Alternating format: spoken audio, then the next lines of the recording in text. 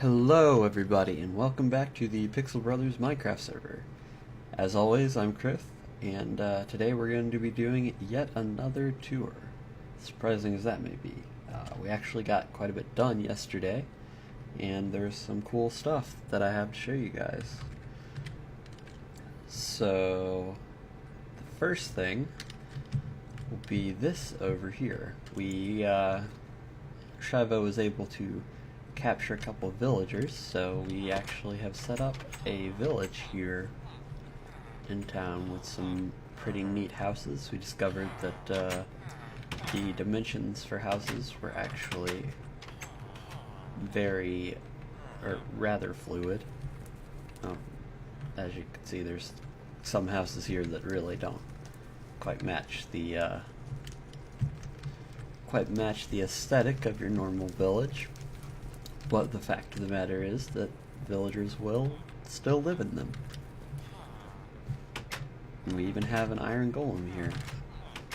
If you're wondering what this nice yellow border is, in this nice dirt hut, which Mike made, we all had some hand in making some of these, but in this nice dirt hut that Mike made, there is a village highlighter and a lever. So it's a redstone powered village highlighter that creates both this square, which shows the center of the village, and the sphere of influence, which is basically the confines of the outside of the village. But all of these houses were created to show for villagers to live in, and they all seem to work for villagers. Even this one that has 2 doors in there, and I guess I can show you guys the inside, but there are 2 doors in here that aren't actually connected to anything. But supposedly, all the requirements for a house are that there be some block within 5 blocks of the top of the door that is solid. So that's definitely the case in here. So this building technically constitutes 2 houses.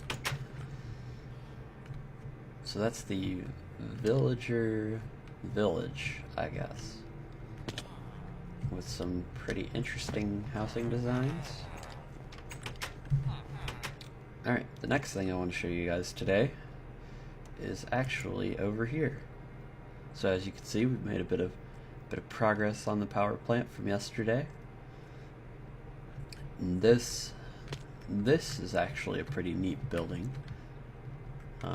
It seems like just a tall tower thing, but in reality, it is a monster farm. And we get all of these cool... Oh, that's the vacuum hopper out the chest. And we've gotten all of these cool things from the monster farm. And this is actually an Enderman spawner. Leads up to the top up there. So when you turn this on, it uses a bit of power, but Endermen are more likely to spawn, so...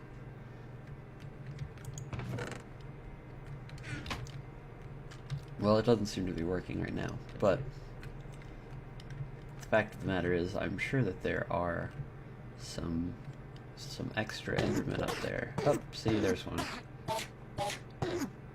And so that is how we have been acquiring our Ender Pearl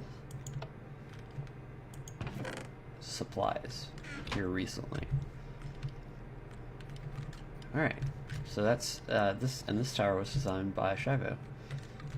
And there's lots of pillars and beams and stuff to basically help force Endermen to spawn, and to help zombies push things off pillars into, I think, conveyor belts is how he's got it set up, so that they will fall onto the spikes. Alright, so the next thing I want to show you guys today is this building, which I designed, and as you can see, it's got an enchanting table in it, and when you start the enchanting table, you only have the lower level enchantments, but these levers actually work to increase the enchantment level, and the enchantment level will increase at a steady rate depending on how many bookshelves are close to the enchanting table. And so we actually finally have a use for the bubblegum machine over here, which stores our experience.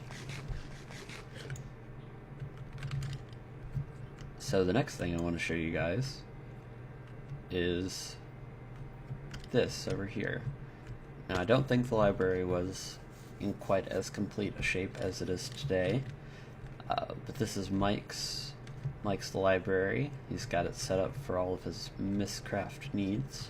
Now, I know it doesn't look like much, but when you go through here, this portal actually takes you to a different part, a different world, where he's got all of his books set up in order to teleport you to various potentially deadly areas.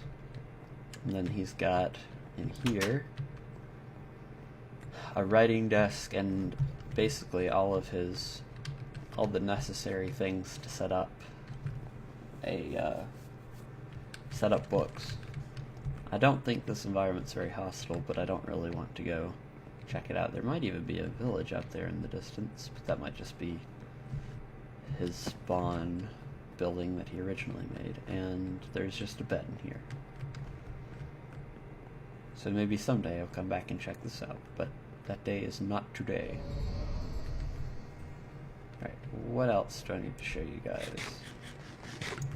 Oh yes, so unfortunately we had a bit of a snafu with our end portal. We went and literally destroyed a dungeon, but we could not find the end portal, so we were forced to, unfortunately, create it in creative mode. But we were able to, because we had such an issue, we were able to basically duplicate the nether gate design here with the pillar, and we have set it up so that it's kind of far away, but the end gate will be readily accessible. And finally, I know you guys have all been waiting for this update, but Jerry from HR has finally returned from the nether. It does look like he's working a little closer from home today, but maybe someday we'll finally get him back into his office. And that's the changes to the gates that I wanted to show you. There's one more thing. I also spent some time lighting up the island yesterday because I was a bit tired of all of the random spawns. I actually got some spawn issues in my storage facility, unfortunately, and it caused some damage in there, which I've rectified, but it was annoying. Alright, well, the last thing I want to show you guys today is this thing. This is the sheep farm that I have set up. And something I want to show you guys, we'll hide the animals here for a moment. I actually set it up so that the little colors of wool on the roof correspond to the color of sheep underneath. Unfortunately, the minimap does not like to show the colors of cobblestone because they're chisel blocks, but we do have almost every color of sheep in this area now. I think we are missing, well, we have pink, but I think we're missing lime green. But if you know of any other colors we're missing, you should put that down in the comments below, and I might make another long area for this building so we can add another layer of sheep. Right now I've got my quarry set up here so that the sheep will continue to stay loaded. I was having some issues where they were getting outside of their gate, so I decided I was going to extend the gate to be 2 tall instead of just the 1, and that seems to have fixed the problem, but I'm leaving the quarry here for the moment just to make sure that they don't escape again. And so that is today's tour. That's basically everything we accomplished in the past 24 or so hours. It looks like Matt has flattened out his... Higgles has flattened out his area a little bit more. And that is essentially it. That's what we've gotten done past 24 hours. So hopefully I will see you again tomorrow with another update. And until that time, peace.